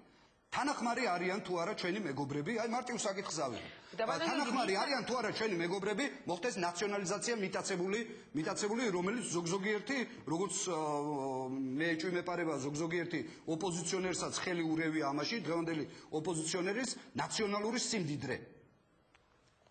თანახმარი არიან თუ არა უფასო განათლების, უფასო ჯანდაცვის, ეს კითხვები შეგვიძლია, რატომ არ მიბრძანეთ და მრავალგზის, ჩემო ძვირფასო ნინო, მრავალგზის წერილობით, ბრიფინგებით, პირდაპირ გამოსვლებით, მიმართვებით, ნუ დავიღალეთ ამის ძახლით. არ შეიძლება, როდესაც მიდის კრიტიკულ სიტუაციამდე, ზღვრამდე მიდის ასე ვთქვათ, მოვლენები, არ შეიძლება მაშინ განუდგე საკუთარ ხალხს. თუ არ შესთავაზე მას, რას აპირებ მომავალში, როგორ აპირებ განვითარებას, არ გამოვა ესე ებრძოლა, ეხლა ზოგი საბანს იქით ეკაჩება, ზოგი აქით ეკაჩება, აი მე არჩევნებზე უნდა წავიდე, არა მე ქუჩაში უნდა გავარდე, მაგრამ არდებს გეგმას როგორ უნდა გავარდე, რას აპირებ, როგორ აპირებ ამ რეჟიმის დამარცხებას, არ გამოვა. თქვენ თქვით, რომ აი მხოლოდ ეროვნულ ძალებთან ერთობას ემხრობით და ვთქვათ, მარტო მაინც არ იბრძოლებთ, ანუ ვინ არიან ის ძალები, ვისთანაც შესაძლოა ლეიბორისტები დათანხმდნენ თანამშრომლობას, გაერთიანებას ან რაღაც ერთი გზის და სტრატეგიის შერჩევას. მოკლედ მიპასუხეთ ამ კითხვას. ღვთისწყალობით ამ ქვეყანაში ეროვნული ძალები, ეროვნული სულისკვეთების პათოსის არა მარტო პოლიტიკური ძალები, საზოგადოებრივი ორგანიზაციები, თვითონ მოქალაქეები, ინდივიდუუმები არ არის დალეული. ჩვენ ეს როგორც სამოქმედო პროგრამას, როგორც შეთავაზებას თავაზობთ. და ვინც შეთანხმდება ამაზე, ვინც შევთანხმდებით ამაზე, ვინც ვიქნებით უკომპრომისოები, ვინც ვიქნებით მტკიცენი, შეუვალნი, ვინც გარიგებაზე არ წავართ, ყველა დავდგებით ერთად და მე დარწმუნებული ვარ იმ შავ ჭირს, იმ რომელიც გავს დიდ თურქობას, არაბობას, მონღოლობას საქართველოში და უფრო უარესი დამანგრეველი შედეგები მოუტანა ჩვენ ქვეყანას, ამას დიდ მიშაობა შეიძლება დავარქვათ. ეს დასრულდება აუცილებლად და ექნება შანსი ამ ქვეყანას გადარჩენის. დიდი მადლობა. დიდი მადლობა ბატონო გიორგი. ლეიბორისტების ერთ-ერთი ლიდერი გიორგი გუგავა საუბრობდა ჩვენს პირდაპირ ეთერში და რამდენიმე წუთში ლევან კაჩიჩელაძე შემოვა სტუდიაში. მანამდე კი მინდა მოვისმინოთ უკვე იმ ოპოზიციური პარტიების წარმომადგენლებისა და ლიდერების განცხადებები, ვინც ესწრებოდნენ ამ შეხვედრას, ვინ რა გეგმით მივიდა შეკრებაზე და ვინ რა შეფასებებს აკეთებდა უკვე მეორე დღეს. ნახოთ კომენტარები და შემდეგ უკვე ჩვენი სტუმარი. კიდევ ერთხელ დავარწმუნდით, რომ კონსერვატორების შეთავაზებული იდეა ოპოზიციური ერთიანობის შესახებ წინასწარი არჩევნების პრაიმერის გზით ეს იყო სწორი იდეა და გუშინდელმა დღემ კიდევ ერთხელ დაგვარწმუნა ამაში. უნდა განვაცხადო და ვთქვა, რომ თუკი ჩვენ ხელისუფლებისგან ვითხოვთ დემოკრატიულობას, აუცილებელია, რომ ოპოზიცია მას თვითონ შეძლოს თავის შიგნით დემოკრატიული პროცესებით დაარეგულიროს ურთიერთობები და მიაღწიოს ერთიანობას. ეს არის ჩვენი მყარი პოზიცია და ამ პოზიციაზე ვრჩებით. ჩვენი კონსერვატიული პარტიის ხედვა არის, რომ უნდა შედგეს ერთიანი ოპოზიციური გაერთიანება, ერთიანი ლიდერით, ერთიანი კანდიდატით და ვფიქრობთ, რომ მხოლოდ ერთიანობა არის წარმატების გასაღები. არის სხვა მოსაზრებებიც, პარტიები, რომლებიც მიიჩნევენ, რომ ჯობია ცალ-ცალკე ბრძოლა და ბანაკებად დაყოფა ოპოზიციური სპექტრი. ჩვენ ვამბობთ, რომ ხელისუფლება უნდა შეიცვალოს არჩევნების გზით, შესაბამისად დღეს მთავარი ამოცანაა არჩევნებისთვის სამართლიანი და თავისუფალი არჩევნებისთვის გარემოს უზრუნველყოფა და ამ არჩევნებში ხელისუფლების დამარცხება. მე მყარად ვრჩები ჩემ პოზიციაზე, რასაც შეურიგებელი პოზიცია ჰქვია. და მე მიხარია, რომ სულ უფრო და უფრო მეტი ადამიანი კონსულტაციების შეხვედრების დროს გამოხატავს იგივე დამოკიდებულებას. ჩვენ გვქონდა ჩვენი შეხედულებები ღიად დავაფიქსირეთ, რომ ჩვენ შეურიგებელ ბრძოლას რეჟიმის წინააღმდეგ ვაგრძელებთ სხვადასხვა ფორმით და განსხვავებული სტრატეგიით, ვიდრე ეს იყო წინა პერიოდში. ყოველგვარი მოლაპარაკებების ხალხის უკან და რაიმე კომპრომისების გარეშე მოვისმინეთ გარკვეული პოზიციები სხვა პოლიტიკური ძალებისგან, კონკრეტული გეგმები არ ყოფილა განხილული, ასე რომ საინტერესო იქნება თუ სხვა პოლიტიკურ ძალებს ექნებათ კონკრეტული გეგმები, ისინი რომლებიც ამბობენ შეურიგებლები არიან ამ ხელისუფლების მიმართ. მე პირდაპირ გეტყვით, რომ ჩვენც შეურიგებლები ვართ და არ ვეგუებით. იყო ასთა გაცვლა გამოცვლა, ირაკლიმ წარმოადგენდა თავისი პოზიცია, ისაც ცნობილი არის ალიანსის პოზიცია, რომ ისინი აპირებენ თვითმმართველობის არჩევნებში მონაწილეობის მიღებას. ჩვენ სკეპტიკურად ვართ ამ აზრის მიმართ განწყობილი, იმ თვალსაზრისით, რომ ეს გზა იმ მიზანს არ ემსახურება, რომელიც ადრე ჰქონდა დეკლარირებული სააკაშვილის ხელისუფლების ცვლა. მაშასე ბრუნდებით სტუდიაში და დაიცავი საქართველოს ლიდერი ლევან გაჩეჩილაძე უკვე ჩვენი გადაცემის ბოლო სტუმარი. საღამომშვიდობის საბატონო ლევან, დიდი მადლობა რომ იღებთ მონაწილეობას ჩემს გადაცემაში და საუბარს დავიწყებ ბუნებრივი ამ შეხვედრაზე. ჩვენ მოვისმინეთ ეს კომენტარები და არა პირველად, ანუ პრინციპში ჩანს ვინ რა გზას უჭერს მხარს და ვთქვათ ვინ რა სტრატეგიის არჩევას აპირებს, ვთქვათ მომავალი ბრძოლის გასაგრძელებლად, თუმცა გაუგებარი დარჩა სად დგება ლევან გაჩეჩილაძე. ამას გულისხმობ იმაში, რომ ორი გზა გამოჩნდა, ხო ვთქვათ არჩევნების გზა და ისევ საპროტესტო გამოსვლების და თქვათ ისევ რადიკალური გზა, რაზეც თქვენ საუბრობდით იქ იმ შეხვედრაზე. თქვენ რა შესთავაზეთ, თქვათ, ოპოზიციის ლიდერებს ან რომელ გზას უფრო ემხრობით? გამარჯობათ, მივესალმებით მთელ საქართველოს. დიდი მადლობა მოწვევისათვის.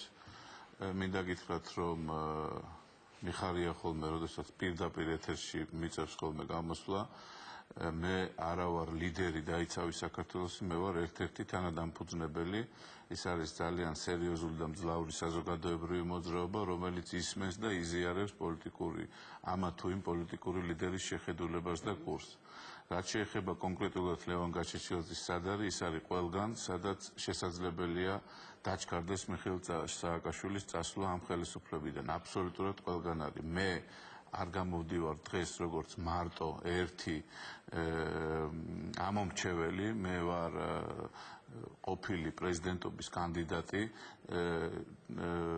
რომელსაც ვთვლიდი თავს და საზოგადოების ნაწილიც, რომ გამარჯვებული პრეზიდენტობის კანდიდატი, ამიტომ ჩემი გადაწყვეტილება მარტო მე არ მეკუთვნის, ეკუთვნის იმ საზოგადოებას, რომელმაც მე ეს ნდობის მანდატი მომანიჭა. და ერთ კონკრეტულ პარტიას ან ლიდერს არ ეკუთვნის. მე ვიქნები ყველგან, სადაც იქნება გაშმაგებული მტკიცე ბრძოლის ველი სააკაშვილის ხელისუფლებიდან წასასვლელად. ეს არის ჩემი პოზიცია. თუმცა როდესაც ეს შეკრება გაცხადდა რომ უნდა ყოფილიყო ბატონო ლევან ითქვა რომ იქ ყველას თავის გეგმა უნდა წარმოედგინა და შემდეგ რაღაც საერთო პროგრამაზე უნდა შეთანხმებულიყავით, რაც პრინციპში ჯერჯერობით არ მოხერხდა, იმიტომ რომ სხვადასხვა გზა დასახელდა. სწორედ აქედან გამომდინარე უბრალოდ თქვენი პოზიცია მაინტერესებს. ეს მაინტერესებს, იმიტომ რომ იქ ძალიან მკვეთრად ორი გზა იყო, სადაც ნახეთ რაღაც შეკითხვებიც იზნებოდა. ჩემსაც მოგახსენებთ ორივე გზა იზიარებს პათოს სააკაშვილის ხელისუფლებიდან წასასვლელად. ეს გზები არ არის სტრატეგია, ეს გზები არის ტაქტიკა და ჩემის აზრით შესაძლებელია ამ ორი გზის შეერთება, თუ ეს იქნება ამა თუ იმ პოლიტიკური ლიდერის სურვილი. ეს ერთი. რაც შეეხება შეთანხმებას, შეთანხმებებიც მოხდა, პირველი და მთავარი შეთანხმება რაც მოხდა, რომ გაფორმდეს ერთგვარი დეკლარაცია ერთმანეთთან თავდაუსხმელობის შესახებ, რომელ დოკუმენტსაც მე ძალიან მალე უკვე მუშაობ და ძალიან მალე საჯაროდ წარმოვადგენ. ხო, აი რატო დაჭერდა ოპოზიციას ეს მინდოდა სხვა შორის მეკითხა ერთმანეთისგან ესე ვთქვათ აი თავდაცვის რაღაც დოკუმენტი, რომ არ მოხდეს ერთმანეთის კრიტიკა. მე ბოდის მოგიხდით და გეტყვით მედია რომელიც კონტროლირდება სააკაშვილის მიერ, ისინი ყველანაირ პასკულს ჩადიან იმისთვის, რომ ოპოზიცია ერთმანეთს გადაკიდონ, თუნდაც თქვენი წინა სიუჟეტი აიღეთ, რა სიუჟეტსაც მე ვუყურე იქ მოსაცდელში. ეს არის მედია, რომელიც ცდილობს ამ გადაცემაში ცდილობს ხელისუფლების კონტროლებადი მედია, ელექტრონული მედია საშუალებები, რომ ოპოზიციის ერთი ლიდერი ძალიან მწარედ გადაკიდოს მეორე ლიდერს, რაც რა თქმა უნდა მიხეილ სააკაშვილის ინტერესებშია. სწორედ ამიტომ არის აუცილებელი, მე არა მაქვს მხედველობაში ჯანსაღი კამათი, ამიტომ არის აუცილებელი, რომ ძალიან სიღრმისეულად და გულში ჩაწვდომით გაითავისოს ოპოზიციის ეს ყველა ლიდერი. კარგი ბატონო ლევან, თუმცა მე ვერ დაგეთახობთ წინა ნაწილში ბუნებრივია, მაგრამ როგორც ჟურნალისტი, იმიტომ რომ მე ვისმენ სხვადასხვა სახის განცხადებებს, თუ ამას გულისხმობთ, არ ვიცი, ძალიან გამოიკვეთა, ვთქვათ, ორი გზა ვნახეთ, იგივე გუბას სანიკიძე და ირაკლი ალასანიას ერთგვარი დებატი, კამათი, რაზეც იყო საუბარი, თქო, ის კითხვებს სვამდა ბატონი გუბაზი და ეროვნულ ფორუმს აინტერესებდა, ნებისმიერ შემთხვევაში მიიღებდა თუ არა ირაკლი ალასანია მონაწილეობას და ვთქვათ, პასუხი მიიღო გარკვეული, ანუ ას და სხვადასხვაობა არის ამ სტრატეგია და ტაქტიკაზე. ამ შემთხვევაში ეს გულისხმობს კრიტიკას, მოკლედ აი ამას გულისხმობს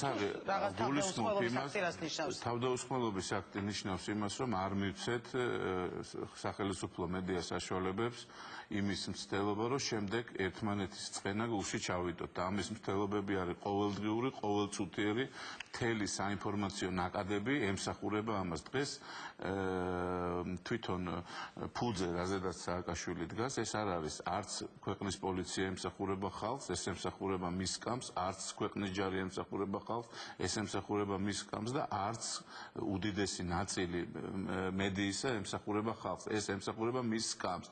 ამიტომ ჩვენც არ უნდა მივცეთ ჩვენის მხრიდან, რაც ჩვენზე არის დამოკიდებული, იმის უფლება ჩვენ თავს, რომ ჩვენ რაღაცა მის ინტერესებში ჩავჯდეთ. აი ეს არის მეტი არაფერი, იმიტომ რომ ამის მცდელობა არის დიდი, არის მთელი რიგი პოლიტიკოსებისა, რომელსაც არ უნდა რომ თქვათ ესეთი კონტროლებადი მედია როგორც მხარე გამოაცხადოს, მაგრამ ჩემთვის ესეთი კონტროლებადი მედია არ დავაკონკრეტებ, რამოდენიმე მისდამი კონტროლებული არხი და კიდევ ახალი არხები, რომელიც უშიშროების თუ MVD სამინისტროში გაიხსნა, ეს არის ჩემთვის მხარე, როგორც მეორე მხარე აი ამ უთანასწორო, უშეღავათო და უსამართლო ბრძოლის. აი ამის თქმა მინდა მეტი არაფერი. ამიტომაც ჩვენ თავში უნდა ვიყოთ დარწმუნებული, რომ მეტად არ გავაძლიეროთ ის, ვისაც პოლიტიკურად ვებძვით. კარგი, მე დავუბრუნდები თქვენ სტრატეგიებს, არ ვაპირებ კამათ რაღაც თემებზე, სტუმარი ბრძანდებით და შეგიძლიათ თქვენი პოზიცია გამოხატოთ. ვუბრუნდები ჯერ ერთ გზას, ეს არის არჩევნების გზა, რაზეც მუდმივად იყო საუბარი, რომ ლევან გაჩეჩილაძე შესაძლოა თავად იყოს მერობის კანდიდატი. მოვისმინეთ ამაზე თქვენი არაერთი განცხადება, თუმცა დღეს როდესაც ამბობთ, რომ ყველა გზა თქვენთვის მისაღებია, აქედან გამომდინარე გეკითხებით. შესაძლოა, რომ ლევან გაჩეჩილაძემ მერობის კანდიდატად იყაროს კენჭი. დღეს მე ამ კითხვაზე პასუხი არ მაქვს, კიდევ ერთხელ ვიმეორებ, მე შეიცვალა საარჩევნო გარემო. არა, საარჩევნო გარემოც რომ შეიცვალოს, მე ამ კითხვაზე პასუხი არ მაქვს, იმიტომ რომ მე არ ვეკუთვნი ამ შემთხვევაში ჩემს თავს. მე ორივე გზა მაქვს გავლილი. ისე როგორც მე, არავის ეს ორი გზა არ გაუვლია.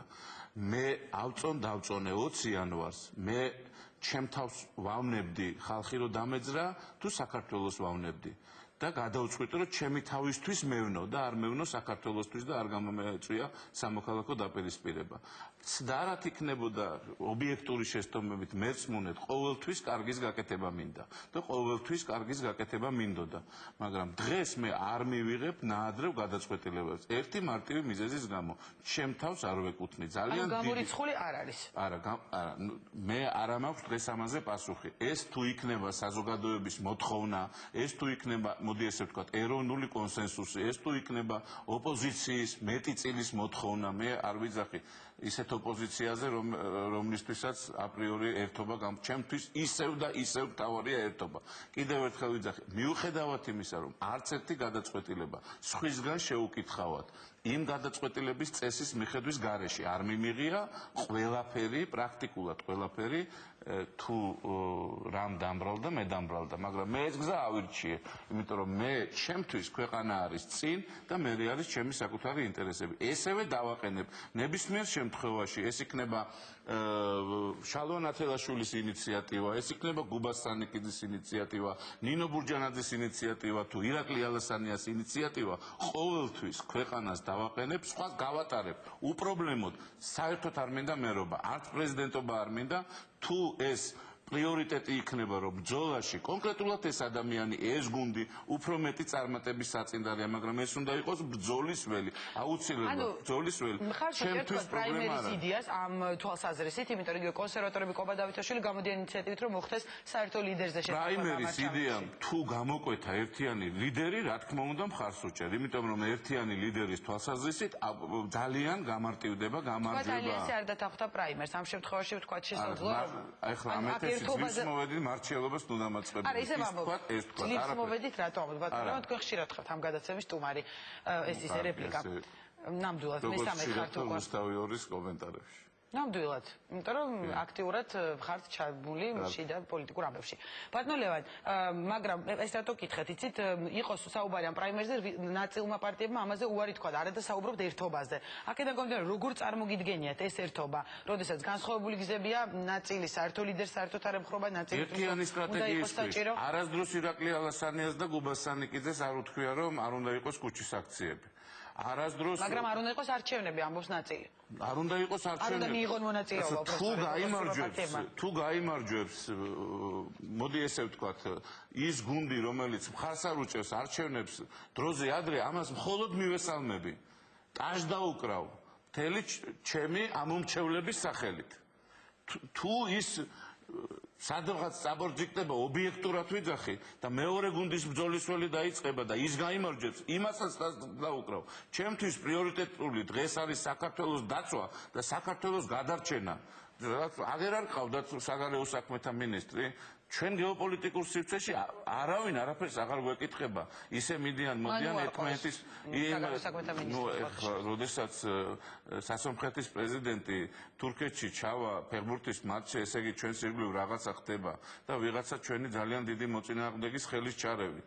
როდესაც ტალიანოვანი ესეთ დასკვნას დადებს, რომელზედაც სოფლიო ერთს ლაპარაკობს და ბოდიში და ჩვენი არხები მეორეს, ნუ ესე იგი რაღაცა ხდება. ხელისუფლება აკეთებს განმარტებებს ლევან, დღეს მოვისმენთ იგივე საგარეო საქმეთა მინისტრის ამ ტალიანოვანზე, ნამდვილად განსხვავებულია ოპოზიციის და ხელისუფლების ორივეს უყურე, hard talk-საც უყურე, სადაც იძახის რომ მე არ დამიწყია და CNN-საც უყურე, სადაც იძახის რომ კი მე დავიწყე. ეხლა მე რა უნდა გავარკვიო, ხე ჩემ კომპეტენციაში კიდევ ერთხელ ვიძახი. ნუ აღარ ჯდება მიხეილ სააკაშვილის კომენტარები, ვეღარ ჯდება ფიზიკურად. იმიტომ რომ ამდენი ფანტაზია აღარ იგივე უშიშროების საბჭოზე იყო ამ ტალიანოვანის დასკვნის შემდეგ მოწოდება რომ მისულიყო ოპოზიციური პარტიები. თქვათ იგივე თქვენ რატომ არ მიხოდით? ხო შეგეძლოთ ეს კითხვა პირადად დაგესვათ თქვათ მისთვის. იმდენი კითხვა მაქვს ჩემო ნინო პირადად დასმული და იმდენი მწვავე საკითხი მაქვს დასმული და პირადად მაქვს ნათქვამი და ეხლაც ვეუბნები. მხოლოდ და მხოლოდ აი დამიჯდეს აქ და ყველაფერს პირადად ვკითხავ. მიუხედავად იმისა რომ მე შევხვდი მას, არ უნდა იმას გვარი და სახელის თუ ჩემზე ლაპარაკობს, კი ლევან გაჩეჩილაძე იყო და ხალხის ნებართვით წავიდა, მაგრამ მილიონამდე ადამიანმა ხმა მომცა და მენდო და შავნაბადაზე წასვლას აღარ მენდობი, ერთთან რო წავიდე საქართველოს ერთთან და ჩვენს და საქართველოს ინტერესებზე ვილაპარაკო, ისიც უნდა მენდო, ეს ნიშნავს, ამას ნიშნავს. შავნაბადაზე წახვედით ერთგვარი რისკზე ვთქვათ, აი ამ შეფასებების შესაძლო კრიტიკა მოხდა, რატომ უშიშროების საბჭოზე არა ვთქვათ. ქვეყანა იწოდა და იმიტომ აგერ თავში მომხდა და დავინახე როგორ იწყებოდა სამოქალაქო ომი. აგერ შვილი დამიჭრეს, იქ დავინახე, როგორ იწყებოდა სამოქალაქო ომი. აი იქ დავინახე. საგარეო საფრთხეებზე თქვა ეს გასაგებია. ხედავ საგარეო საფრთხეებსაც პირდაპირ ხედავ, კაცო, როდესაც მთელი მსოფლიო იძახის, რომ საერთაშორისო სამართალ. კი, რუსეთია დამნაშავედ მე რაში მაინტერესებს რუსეთი დამნაშავედ არის გამოყვანილი თუ არა. მე მაინტერესებს, რატო იჩაგრება საქართველოს მოქალაქეები და ქართველი ხალხი ერთი ადამიანის არასწორი გადაწყვეტილებების გამო. რა ხდება, რატო კარგავთ ტერიტორიებს, რატო მრავლდება დემოკრატია ვარო დღეს იძახის 27 ტერიარქიაო. გეკითხებით ახლა მე თქვენ, თუ ხართ თავისუფალი მედია, გააშუქეთ რა 25 არხს ხურავენ. ხურავენ 25 არხს, იმიტომ რომ მოდის ადგილობრივი არჩევნები. გააშუქეთ რა ხდება ზუგდიდში, როგორ გმირულად ზის ის ხალხი იმ საკნებში. სად არის ეს გაშუქებები? თქვენ მე გეუბნებით თქვენ ჩემ შულსაც რაც მოუვა 10 წლის მერე იგივე ყველა შვილებს მოუვა. არ შეიძლება ეს სკამზე ვიყოთ გადაფარებულები თავიდან ბოლომდე. დავიწყოთ ერთმანეთის კირტუნა, ეს არ შეიძლება. ერთი ადამიანს რაც ხო არ უნდა გადავყვეთ და გადავაყოლოთ მთელი ქვეყანა. აღარ არსებობს, ჩვენი ქვეყანა აღარ არსებობს. სახელმწიფოებრიობა ტალიანის დასკვნის მერე ამ სახელმწიფოს ამოქაჩა. თქვენ იცით ეს რა არის? რამხელა პასუხისმგებლობა ხელისუფლებაში მოსვლა? თქვენ ხელისუფლებაში მოსვლა მარტო ის სიამოვნება გონია. ეს არის უდიდესი პასუხისმგებლობა. და პოლიტიკოსებს უფრო ალბათ ბატონოლებან მიზეც ხალხმა მე მაინტერესებს დღეს ქვეყნის დაცვა და ქვეყნის გადარჩენა. ეს მაინტერესებს. ვინც იქნება, მოდი ესე ვიტყვი რა, ჭადრაკის ენაზე, გამსვლელი პაიკი, ის უნდა იმას გაყვება. იმას უნდა და ყველა იმას უნდა გაყვეს. ეს იქნება ერთი, მეორე, მესამე თუ მეოთხე. გასაგებია იყოს შალვა თელაშვილი, მაგრამ მე ხა ფანჯრიდან ლაპარაკი არ იყო პრობლემა. თელაშვილი რატო? იმიტომ რომ ცალკეა ვთქვა დღეს ამ ცალკეზე არ არის სწორი გეგმა, სწორი ხედვა, ხალხის მხარდაჭერა, სწორი პროგრამა და ასე შემდეგ და ასე. იგივე ვთქვა, როდესაც ეხლა საუბრობთ სხვადასხვა გზებზე, ქრისტიან დემოკრატებზე, საპარლამენტო უმცირესობაზე, სულ იყო თქვენი მხრიდან კრიტიკა. აი ვთქვათ მოხდა და არასაპარლამენტო ოპოზიციის მხრიდან კონკრეტულად თქვენზე არ გულისხმობ რა თქმა უნდა, მაგრამ იგივე მერთობაზე ვთქვათ, იყო მხოლოდ საგარეიშვილი წარმოდგენილი პარლამენტიდან, რატომ არ გაუგზავნეთ ვთქვათ მიპატიჟება მათაც, იქნებ რაღაც ვთქვათ სწორი არჩ, ისინი ხო ოპოზიცია და ვთქვათ მიზანი ოპოზიციას ერთი და იგივე აქვს, უბრალოდ სხვადასხვა გზით რის გამოც აკრიტიკებდით ვთქვათ თქვენ არა გასაგებია, მაგრამ პარტიების ნაწილი. ეს იმ კონტექსტში გეკითხებთ, როდესაც ამბობთ რომ გამსვლელი პაიკი ვინც იქნება, მას გავყვებითო. ნუ საგარეიშვილი ძალიან აქტიურ მონაწილეობას იღებდა სააპრილო აქციებში და მე იქ სხვა არავინ არ დამინახია პარლამენტიდან ეს ერთი, მეორეს ერთი ესე ვთვლი რომ ბაღათურია იყო კიდევ თქვა აქციებზე. მაგრამ ამას არ აქვს მნიშვნელობა. მე გეკითხებით საპარლამენტო ოპოზიციასთან შესაძლოა ერთიან ოპოზიციურ გარემოში თანამშრომლობა შედგეს თქვენი მხრიდან ვთქვათ. მე საერთოდ ვთვლი ესე რომ ადამიანები რომ გააჩნია ახლა ვისთვის არის ოპოზიცია, ჩემთვის არ არის. ჩემთვის არ არის, მე ამით შემოვიფარგლებ.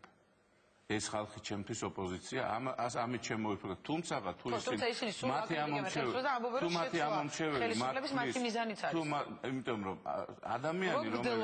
ადამიანი რომელიც მოდი ესე შეიძლება ავტორიტარულ რეჟიმს დემოკრატიული ფასადის შექმნაში ეხმარება, ეს არ არის ჩემთვის ოპოზიცია. აი ამ წინადადებით ასე შემოვიფარგლები ამ თემაზე. ვის გულისხმობდა ალბათ საპარლამენტო უმცირესობას, მაგრამ ამავე კონტექსტში, კი ბატონო, არ მინდა სახელგვარები. ამავე კონტექსტში მაგალითად გააკრიტიკეს არასაპარლამენტო ოპოზიციის წევრების, როდესაც უშიშროების საბჭოზე მივიდნენ, იგივე ლეიბორისტებს ვისმენდით, რომ აძლევენ საშუალებას, რომ დემოკრატიის იმიჯი შეიქმნას, თქვათ, ხელისუფლებამ. ანუ იგივე პრინციპით თქვენი ერთობის ნაწილსაც აი, როდესაც თქვენ საუბრობთ, რომ ისინი დემოკრატიის ფასადის შექმნაში ეხმარება, ვთქვათ, ალბათ გულისხმობთ პარლამენტში შესვლას. მე ესე გავიგე, ხო, ვთქვათ, მათ ნაბიჯებს. იგივე კრიტიკა გამოითქვა არასაპარლამენტო ოპოზიციის წარმომადგენლებზე, ვინც ვთქვათ, უშიშროების საბჭოზე მივიდა. მაგალითად, იგივე აკაკი ასათიანი იყო იქ და არასაპარლამენტო ოპოზიციის წევრების წარმომადგენელი. იგივე ალასტანი, რომელიც მანამდე იყო არავის წინააღმდეგ კრიტიკა არ გამომითქვია, არავის არც არასაპარლამენტო და არც საპარლამენტო ოპოზიცია. არა, იმ სხვამ რა თქვას მე რაში მაინტერესებს. იმიტომ მინდა იმ ახალი დოკუმენტის გამოყენება და საპარლამენტო ოპოზიციასაც შევთავაზებ, რომ ეს თავაზებთ, აი ეს მაინტერესებს საპარლამენტო ოპოზიციას. საპარლამენტო რუსთავიორსაც შევთავაზებ. პირდაპირ გეუბნებით. სხვა შორის თქვენი გენერალური დირექტორიც მოწვეული მყავდა, პირველი არხის გენერალური დირექტორიც მოწვეული მყავდა, იმედის გენერალური დირექტორიც მოწვეული. დიახ, ამ შეკრებაზე, რომელსაც სახელად ერქვა, როგორ გავმიჯნოთ საქართველოს სააკაშვილისგან. ეს გასამიჯნია დამიჯერებინო. დღეს თუ ჩვენ ამას ვერ გავმიჯნავთ და მთელ მსოფლიოს ვერ დავანახებთ, რომ ჩვენ შეგვიძლია ჩვენი სახელმწიფოებრიობის ქართული სახელმწიფოებრიობის შენება, მე გეუბნებით, რომ ჩვენი საქმე ხო ცუდად მიდის, კიდევ უფრო ცუდად წავთ, მე პირადად სულ გავაგრძელებ ბრძოლას, იმიტომ რომ მე უსამართლობას ვერ ვიტან, ეს არის ჩემი ბრძოლის შინაარსი. თორე სხვა ინტერესი ამ ბრძოლაში არ ამაქვს. გასაგებია და როდესაც ოპოზიციის გაერთიანებაზე საუბრობთ, ერთგვარი შეფასება მაინც მინდა გააკეთოთ ამ ეთერში აპრილიდან მოყოლებული ამ გასული მოვლენების, ანუ ითქვა რომ თავარ შედეგს საზოგადოებამ და ოპოზიცია მაშინ იმიტომ ვერ მიაღწია, ესეთი შეფასებებით ისმოდა რომ არ იყო საერთო ლიდერი, საერთო შტაბი და ვთქვათ სხვანაირი ერთობა, თორე ჩვენ ვიხილეთ გაერთიანებული ოპოზიცია და ვთქვათ თავარ შედეგის მიღწევა არ მოხდა. ფიქრობთ რომ ამ შემთხვევაში თუ შედგა ეს ერთობა აუცილებელია საერთო ლიდერი იზიარებთ ამას და ეს იყო ვთქვათ ერთ-ერთი შეცდომა იმ აქციების შედეგი რომ არ დადგა ვთქვათ თავარ შედეგს გულისხმობ. მე ვფიქრობ რომ თუ ნებისმიერ არჩევნებს განვიხილავთ როგორც საარჩევნო ბრძოლის ეტაპს, საარჩევნოსა და თვითონ კონკრეტულად ბრძოლის ეტაპს და ღრმად ვარ დარწმუნებული რომ სააკაშვილის არჩევნებში ხელი წაუწდება და ეს იქნება კიდევ ერთი საერთაშორისო საბაბი იმისა რომ ძალიან სერიოზული ხალხმრავალი აქციები მოყვეს ამას. ვფიქრობ რომ არჩევნების დროს აუცილებელია და კარგია საერთო ლიდერი. რაც შეეხება აპრილებს და თვითონ თქვა ოპოზიციური გამოსვლების დროს რაც იყო. ოპოზიციური გამოსვლების დროს საარჩევნო ლიდერი საერთო ლიდერს გულისხმობ ოპოზიციის. საერთო ლიდერი ახლა როგორ არის იცი იქ ჩემთვის ძალიან მნიშვნელოვანია რომ ურჩხულის დამარცხებით ურჩხულად არ იქცე. ეს არის მნიშვნელოვანი. სწორედ ამიტომაც ვემორჩილებოდი მე გადაწყვეტილების მიღების წესს. ერთი კინკილა ხმა მქონდა. რასაც გადავწყვეტით, იმას ვასრულებდით. მიუხედავად უსამართლო ბრძოლისა, დემოკრატიული პრინციპების დანერგვა ლიდერი საერთოდ ხალხმა უნდა გამოხატოს. ხალხმა უნდა გამოიტანოს, ხალხმა უნდა გადაწყვეტოს. ეს არჩევნების გზით, მაგრამ როდესაც მანამდე ოპოზიციის ლიდერზეა თქვა, ენიგე შესაძლოა ეს იყოს ირაკლი ალასანია, როდესაც მან ღია განცხადება გააკეთა და მე იმიტომ ვახსენებ ასე ხშირად მის გვართან ვალიასმა. არაფერი შეუძლებელი არ არის, რატომაც არ შეიძლება. თუ ირაკლი იქნება მტკიცედ, თანმიმდევრული იქნება და თუ გაატარებს თავის სწორხას უპირველეს ყოვლისა სააკაშვილის დამარცხებაში, რატომაც არ შეიძლება, ყველა შეიძლება რომ იყოს ოპოზიციის ლიდერი. გასაგებია და ბოლოს ძალიან მინდა შევეხო იმ თემას, რასაც საკმაოდ ხმაური მოყვა ისევ მედიის თვალსაზრისით ამ შეკრებაზე ჟურნალისტების არ დაშვებას, უბრალოდ მინდა კითხოთ რა მოხდა, იმიტომ რომ ითქვა რომ თქვენი გადაწყვეტილება იყო ეს, რომ ვთქვათ დახურულიაო შეხვედრა მედიას უთხრას და აღმოჩნდა იქ მხოლოდ ერთი ტელეკომპანიის კამერა, რომელიც პირდაპირ ეთერშიც გადაიცემოდა და ითქვა ისიც რომ თქვენი მითითებით გადაიცემს პირდაპირ ეთერში. ბოლო კითხვა არის? დიახ. მინდა გეგნებავთ რამის თქო გაქვთ თქვა 2 წუთი თუ რამე განცხადების გაკეთება და მე ეს კითხვაც მინდა რომ დავსვა. ამ კითხვაზე გიპასუხებ, იმიტომ რომ მაინტერესებს უბრალოდ თქვენს მიერ ხდებოდა ამ პირდაპირ ეთერის კონტროლი, როდესაც თავისუფალ მედიაზე ვსაუბრობ. კიდევ ერთხელ გიმეორებთ, მე ამ საკითხზე აქ თავს მართლებას არ დავიწყებ. არა, კითხავს რომ რა მოხდა. კი ბატონო, პასუხობთ. მე მგონი მე ვთქვი რომ მე მხარეთ წარმომიდგენი ხართ თქვენ და სახელმწიფოს მიერ ტელეკომპანია კავკასიაც იყო ბატონო ტელეკომპანია კავკასიაც და ითქვა რომ დახურული შეხვედრა. კი ბატონო, ტელეკომპანია კავკასიაზე ვილაპარაკებთ მოგვიანებით. ჯერ ვილაპარაკებთ იმაზე, რა ემოციის ქვეშაც მე მივიღე ეს გადაწყვეტილება. შემდგომ თავის სამართლებელი უფრო მგონია თქვენ გაქვთ იმ სიუჟეტების გამო, რა სიუჟეტებსაც ისტორიულად აკეთებდით, თუ გინდათ უსამართლოდ დაჭერილებზე, თუ გინდათ გარდაცვლილ ბიჭებზე, როგორ ყიდდით თქვენ ამ ყველაფერს ინფორმაციული სახით, როგორ ყიდდით თქვენ კერძო საკუთრების წართმევას, როგორ ყიდდით თქვენ ამ თუ არასწორ თარგმანს, როგორ ყიდდით თქვენ. მე აქედან გამომდინარე, მე მაქვს იმის უფლება, რომ ჩემი კონკრეტული გადაწყვეტილებები მივიღო. ეხლა პროფესიულად გადაწყვეტილება იყო ეს მაინტერესებს ზუსტად რომ მხოლოდ მაესტროს გადაეცა პირდაპირ ეთერში და სხვა ჟურნალისტებს. პასუხი უნდა დამაბოლოებინა. ხომ ჩაგეკითხეთ უბრალოდ. მეორე პროფესიულად გაგცემთ პასუხს. გამომდინარე ყველა ამ არგუმენტიდან იმდენად ამჯერა თქვენი ჩაწერილის და გაკეთებული სიუჟეტების, როგორც აქამდე ამჯეროდა და მე მარტო არა ვარ და არც უმცირესობაში ვარ, საზოგადოებასაც არჯერა რაღაც ნაწილს, მეტ ნაწილს თუ არა, უფრო მნიშვნელოვნად მივიჩნიე, რომ პირდაპირ ეთერში ყოფილიყო, ეს ერთი. ეხლა რაც შეეხება თვითონ იცოდენ თუ არა ამის შესახებ. აგერ მოგიტანეთ მე თქვენ ჩანაწერი, რასაც მე ვიძახი დაწყებისთანავე. თქვენ შეგიძლიათ ეხლავე გავუშვათ ეს ჩანაწერი, ამის პრობლემა არ არის. თუ ეხლავე არ გავუშვათ, სადაც მე ვიძახი, რომ შიგადაში აქ იქნება პირდაპირი ჩართვა. ხო, ჩვენ მათი კომენტარები მოვისმენთ, ბატონ ლევან, ეს მედიას არ მოუგონია, იგივე ზვია ძიძიგური ამბობდა, რომ სამნე სიურპრიზი იყო ეს, შემიძლია მოგასწრებინოთ კიდევ ეს კომენტარი. თავისი აზრი აქვს, ხვის აზრს მე როგორ შეიძლება დავუპირისპირდე. მე გეუბნებით, რომ მე დღეს წარმოვადგენ საზოგადოებას დაიცავი საქართველოს, მე გეუბნებით, რომ მე როგორ წარმომიდგენია თქვენთან თანამშრომლობა. მე ამას თემაზე პასუხობ, ბატონო, მე უბრალოდ მაინტერესებდა ეს ფოტო. როგორ პასუხებ, რატომ მივიღე ეს გადაწყვეტილება? ხო, რატომ მივიღე და აგერ მოგიტანეთ ეს მაინტერესებს. აგერ მოგიტანეთ მტკიცება, რომ ეს გადაწყვეტილება, რომელიც მე მივიღე, იქვე წინასწარ გავახმოვანე, აგერ არის ეს მტკიცება. სპეციალურად გავაგზავნე დღეს კაცი, აგერ არის მტკიცება. არგუმენტები გადაწყვეტილებას მაესტროში, ბატონო ლევან ეს ვეღარ გავიგე, იმიტომ გეკითხებით მაშინ. მაესტროში მე არ ვიღებ გადაწყვეტილებას, მე პირდაპირ ეთერი გადაიცემა თუ არა. არა, მე ვიღებ გადაწყვეტილებას, როდესაც შემეკითხება ჩემი პრეს სამსახურის უფროსი. შესაძლებელია თუ არა რომ მაესტრომ ჩავთვალოს? კი ბატონო, შესაძლებელია, თუმცა იქვე გავიგე. მაგრამ როგორც კი გავიგე, იმ წუთშივე გამოვაგზავნე. გასაგები, ამას გამოგართუნა, მე შემიძლია მოგასმენთ ოპოზიციის კომენტარები, ვინც ოპოზიციის კომენტარები ყველა ჯანსაღს და თავისუფლად მეც არ ვიცოდი, იქვე გავიგე და იქვე მივიღე გადაწყვეტილება. არა, იქ ვთქვიო და იმიტომ და ზოგადად. აგერ არის, სადაც მე ამასაც თავისუფლად მოვისმენთ, ტექნიკურად ვერ გავუშვებ ამ წუთას ამ დისკს, მაგრამ აუცილებლად აგერ არის პრობლემა. ეხლა რაც შეეხება იმ კითხვას, თქვენ იღებთ მაესტროში, თქვენ მითხარით, ვინ იღებს რუსთავიორში გადაწყვეტილებას და მე მეგეთქვით, ვინ იღებს მაესტროში გადაწყვეტილებას. არ ვიცი, მე ჩემ გადაწყვეტილებას პასუხისმგებლობით გითხრათ, რა გადაწყვეტილებას იღებს ვინ? მე პროდიუსერები თუ ვინ? თქვენ ძალიან დიდი ხნის განმავლობაში საინფორმაციო პროდიუსერები ბრძანდებოდით რუსთავიორზე. კი, მე ვიღებდი გადაწყვეტილებას, ათქო და ჩემს ხელმძღვანელთან ერთად. საერთოდ ვინ არის რუსთავიორის დამფუძნებელი? ამაზე რამდენჯერ გვისაუბრე, უნდა ჩამოვთვალოს კომპანია ბატონელევან. მეც დაგიშვით კითხვა და თავდასხმაზე კიდევ გადმოდიხართ. პასუხი გამეცით, ეს იყო თქვენი გადაწყვეტილება, იმიტომ მაინტერესებდა რომ თქვენ იღებთ თუ არა გადაწყვეტილებას. მე ვარ თავდამცველი, მე ვარ დაიცავი საქართველოს. თავის დამცველი ვარ და საქართველოს დამცველი. მეც მედიის და ჟურნალისტების დამცველი, მაგრამ ესე იგი პასუხი არის ის, რომ თქვენ იქ შეიტყვეთ და არ მიგიღიათ ეს გადაწყვეტილება. იქ შევიტყვე, გამოვაცხადე და გადაწყვეტილებაც მივიღე. აი ეს არის პასუხი. კარგით, როდესაც თავისუფალ მედიაზეა საუბარი, მე იმიტომ მაინტერესებდა და მაინც შეგახსენებთ, რომ იქ ჩვენს გარდა ვისთვის სახელმწიფო არხებს და არ მოხდა ჩვენი მუშაობა იყო ტელეკომპანია კავკასიას და ვისთვის თავდასხმაზე მეგონი აღარ გვინდა დეტალებზე ვილაპარაკო კავკასიაზე კარგი მოკლედ და მეგონი მაყურებელს მე დავღლით უკვე დეტალებით რა თქმა უნდა კავკასიის შემთხვევაში ეს ხო გაუგებრობა მე ბოდიში მინდა ყველა კავკასიის მაყურებელს მოუხადო თუმცა მეც ჩვენ მაყურებელს არა ბატონო ლევან ჩვენ მაყურებელსაც და საერთოდ მაყურებელსაც იმ კონკრეტულ შემთხვევაში როდესაც კავკასიაზე ვლაპარაკობ კავკასიის მაყურებელს თორე საერთოდ ყველა მაყურებელს მინდა